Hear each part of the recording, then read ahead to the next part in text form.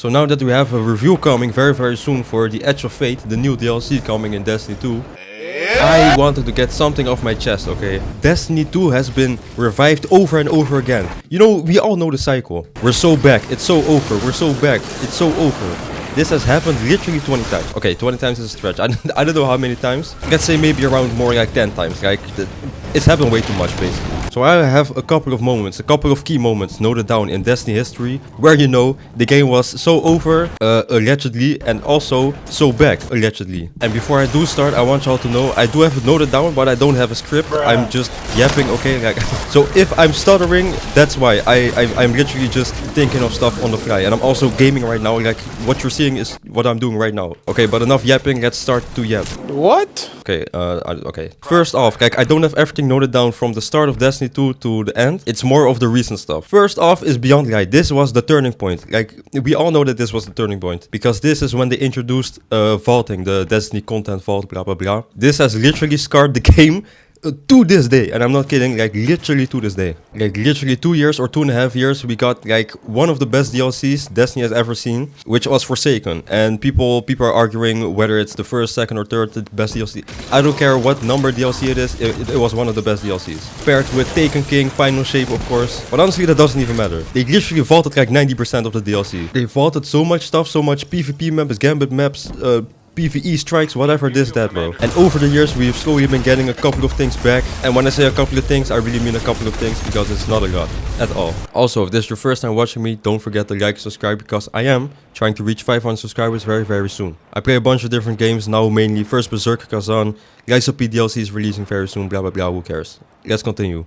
I'm really curious to see what the world would look like, or the Destiny world would look like, if we've never gotten the Destiny content vault. Because if you think about it, the game would probably be like 200 gigabytes or something. But let's be honest, would we even care? We probably wouldn't even care, because if it's a great game, it's a great game. Like Baldur's Gate 3 is like 150 gigabytes, bro. Like let's be honest. But this game would look so different, like actually so different. I think we can all confidently say that Beyond Light was a moment where the community was like, it's so over. Okay, at the launch of Beyond Light probably not, but a couple months down the line it was definitely a moment where everyone was saying it's so over. Then the next DLC, I think the one thing that did save, well, kind of saved Beyond Light was when the Beyond Light was announced. They also announced Witch Queen and Lightfall, which was such a cool thing. Like they announced wow, they announced the next 3 DLCs in one sitting. Like that's amazing. And speaking of Witch Queen campaign was super good. Witch Queen DLC was super good. The story was super good. Like everything. This was a definitive moment of we're so back. Let's be honest. I think the only weak thing about the Witch Queen DLC was, I guess, its seasons. And I'm not saying that based off facts. I'm literally saying that right now because I cannot think of a single season. Maybe season of the Lost? No. I genuinely cannot think of a season of the Witch Queen. I am not saying that all of the seasons were bad. It's literally, it's just that I literally cannot remember what seasons were, you know, in that DLC. You know, I probably should have prepared a bit more. But it doesn't matter, The Witch Queen was the first campaign in Destiny 2 to have a legendary version, which was a very good addition. And when I say a very good addition, I mean it, bro. Like the best addition to campaigns. Like, bro, I love it. After Witch Queen, they also made a legendary campaign for Lightfall and Final Shape, which really shows you that it is a success. The campaign of Witch Queen, super cool. Literally one of my favorites. I'm gonna be honest, one of my favorite. And Savathun as a character, she is so cool. She is, bro, the voice actor is good. Everything is lovely, just amazingly lovely. We've obviously gotten a bit more of Savathun's story this season, or this episode, in episode Heresy, and it seems to be like kind of wrapping up, but also kind of opening a new story. I don't know. It's kind of vague. But Witch Queen put Destiny back on the map for a lot of people, because it was just so great. Like the year before that we had Beyond Light, which was like kind of a 50-50. And then before Beyond Light we had Shadowkeep, which was definitely not a 50-50. Oh, okay, I'm looking back at it now. Season of the Seraph was probably the most memorable. Okay, yeah, okay, never mind. Then after Witch Queen, after Season of the Seraph, we all know what happened. Lightfall, okay, Lightfall happened. When Lightfall first got announced, who remembers? They showed like a dark picture. Everything was dark and gloomy. Tell me why, okay? Tell me why it got announced and they showed everything being a steampunk, neo-colored I don't know what it was. Well, me personally, I never really had a problem with the aesthetic of the DLC of Lightfall. It was just a shock. Like the logo was super dark and gloomy, and then the DLC itself was very colorful. I don't know how to explain it. This was probably the worst thing that could ever happen to Destiny 2. Like I'm not even lying. Like I am actually convinced that this is the reason. Bro, I promise you, if Lightfall wasn't this bad, Final Shape would be the best DLC in the entire decade. Like it would have sold 20 million billion copies. You weird, buddy. Okay, but all jokes aside, I am not kidding. Lightfall definitely had a bad impact on the Final Shape, which I think even Destiny veterans didn't play Final Shape just because Lightfall happened. Which is understandable, I can't lie. Me personally, I literally love everything Destiny 2 does when it comes to, you know, gameplay. Whatever DLC it is, I don't care if it's new Destiny stuff. 9 out of 10 times I'm playing it, I'm enjoying it. But that's just because I am simple-minded, okay? I don't really pay attention to story or like character progression, whatever, blah blah blah. That's just me as a person. But even I can understand that Lightfall was a very bad DLC when it comes to story. And not only story, it fell short in a bunch of different compartments. The one compartment I could say it didn't fall short in was probably the campaign, the gameplay of the campaign, and Strand. The only thing about those two is that in the campaign you unlock Strand in like the later end of the missions. Which that is one thing, like that is the word, like who decided that? Like, let's be honest, who decided that? But this was a definitive moment of we're so over, it's so over, blah blah blah. The seasons of Lightfall were, I mean, kind of good. I kind of good. I don't know. This is also around the time where they announced 3 new PvP maps that were launching, which they originally wanted to roll out in like the coming year, which is actually insane. And then they decided, you know what, we're gonna bring it out 3 maps at once. This is when the game had no new PvP maps for, I am not lying, 966 days. Which I think is close to 3 years, like more like 2.5 years. Absolutely insane, bonkers, whatever. And then we had Into the Light, okay? Wow, Into the Light. Into the Light might be one of the best updates we've got to Destiny. Which the new activity, what was it, Onslaught, really put a new baseline for the Destiny game, just like how the Coil from Season of the Wish put a new baseline, and Deep Dives from Season of the Deep, yeah, also put a new new baseline. Wow, okay, I'm sorry. You know, all of these activities from the year of Lightfall actually did have a, I would say, like kind of a positive impact on the game in the long run. But the Lightfall DLC itself, I am telling you, this was detrimental for the game.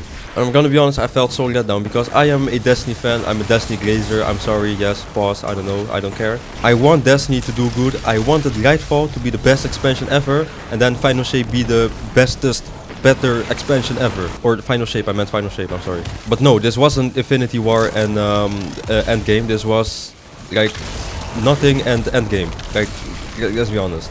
If Lightfall did really good with numbers, I'm telling you Destiny will be the #1 game right now. What? Right now. Man, I'm dead. Okay, that's a lie, but I don't know. Lightfall was definitely a we're so over moment. But you know what else was a so over moment? Not only did the Final Shape get delayed, the Bungie layoffs, okay? This was probably one of the worst, like, we're so over moments. Like this one, this was actually when people actually believed it was so over. And I can't blame the people, okay? I cannot blame the people. A Final Shape delay honestly was a very good thing because I'm pretty sure they added a new, they did the whole prismatic, the dread. I'm pretty sure they did all of that in the delay. Which if they delayed the DLC for those 2 things, that is the smartest decision ever. Because, wow, I love you guys. I love you, Bungie. But sometimes you're just stupid, Bungie. I'm, okay. I don't want to be mean, but sometimes you're mean to the player, so I'm gonna be mean. Like, those delays were so unfortunate for the people who actually got laid off, you know. Just so Pete Parson could buy new cars. And I cannot lie, okay? This is gonna sound so insensitive, I'm sorry, but one of the cars he did buy was a BMW E30. And I kind of feel him on that, because the E30, amazing car. I'm sorry, but okay, no. Actually, I'm so sorry. But of course, the delay, I would say, was a positive thing for the game. People thought the game was over. Like, this is it. Like, this is the definitive moment. It's so over, but it wasn't. This delay probably saved the DLC and not only saved the DLC but also gave it the name of literally one of the best DLCs in the game, which is a very hard thing to do because the only DLCs that I've gotten those names were 4 DLCs, I guess, in total. Okay, Witch Queen, I don't know. I would say Witch Queen was a good DLC. Some people say that it was the best DLC when it came out, and some people said that it was just a good DLC. Then you obviously have Taken King and Forsaken, which those two people cannot shut up about those DLCs because they are just so good. But then the Final Shape came out. Me personally, my favorite DLC of all time of entire Destiny blah blah blah franchise. I don't care. Okay, I don't care. Like I don't even know how old I was when I played the Taken King DLC. I was probably like 12 years old or 11 years old. I don't remember what I was doing. But for me, my favorite DLCs, Witch Queen, Final Shape, and that's just based off the fact that I literally cannot remember the past DLCs very good, because I am not kidding when I tell you I was pretty young. It was a long time ago for me, okay? I don't remember anything. But we're not here for my personal opinion, okay? Final Shape was a we're so back moment, 100%. And now that we're almost a year after the it's actually almost a year after the Final Shape. Wow, okay, that's actually pretty cool. But now that we're almost a year after the Final Shape, I could say the Final Shape was a good DLC, but it was a ending point for a lot of people, because it did finish off the the Light and Darkness saga kinda, and people who wanted a conclusion got a conclusion. If you wanted to play further, you could, but you don't really have to if you want a conclusion for the Light and Darkness saga, you know, like the pyramid stuff. It's all gone. It's all over. It's literally over. And now we're Act 3 has already released for the final episode, and we're returning back to seasons like normal. I could say one thing, which is the episodes weren't like really bad, but the thing is, we were expecting something different and we didn't really get something different. The only thing that was different were the durations, right? Instead of 3 months instead of like a new season every 3 months, you got a new episode every 4 months. But I could say every single episode was better than what's happening. I could say every single episode was better than the last episode. Episode Echoes, I could say pretty weak. You know what? I didn't really hate it, but I didn't like.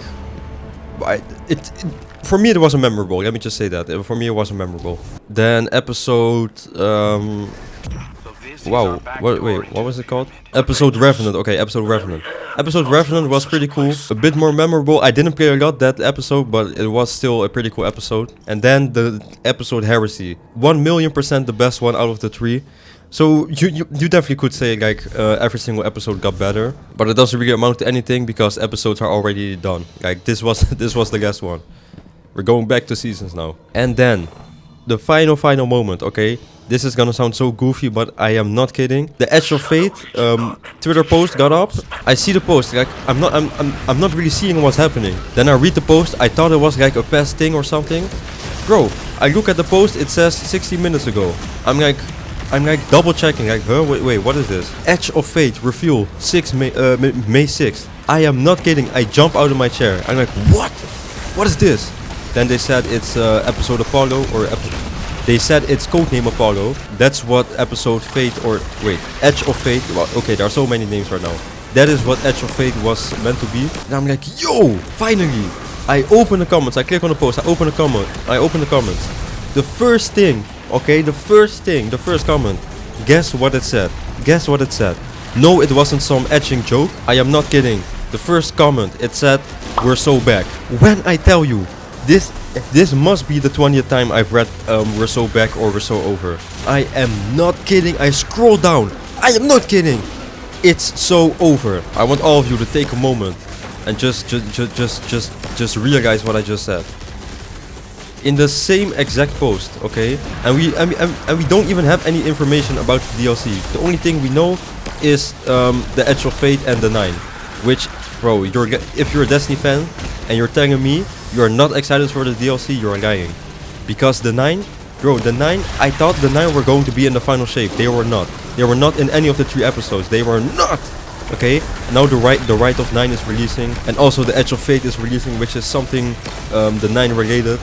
Bro, I am in love already with the DLC. I don't even know what it's about. I know that it's about I don't know, the 9. But me as a Destiny fan, I could say I am pretty bored of the game. But whenever new content releases, I am there. I will always be there. I am playing the new content. No, I don't like putting money in Bungie's pockets.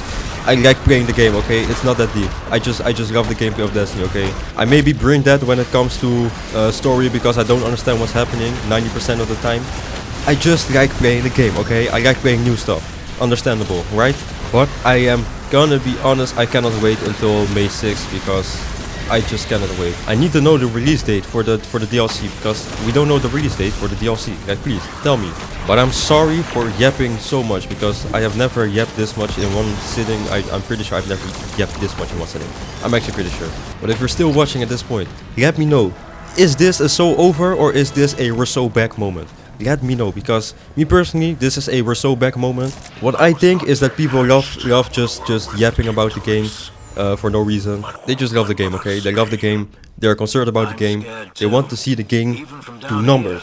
They want to see a good game. But sometimes Bungie is messing up, okay? And when I say sometimes, I mean a bunch of times, a lot of the time. Very unfortunate, but it is what it is, okay? But definitely let me know what you guys think. This is my favorite game. I want to see it do good. I just want good content. I don't care about the FF1 store. To this day, I've never bought anything from the FF1 store for silver. I don't care about putting money in the pockets of Bungie, blah blah blah. I just want to play the game, play some good content, play good gameplay, nice gameplay, this and that. Thank you for watching and have a nice day.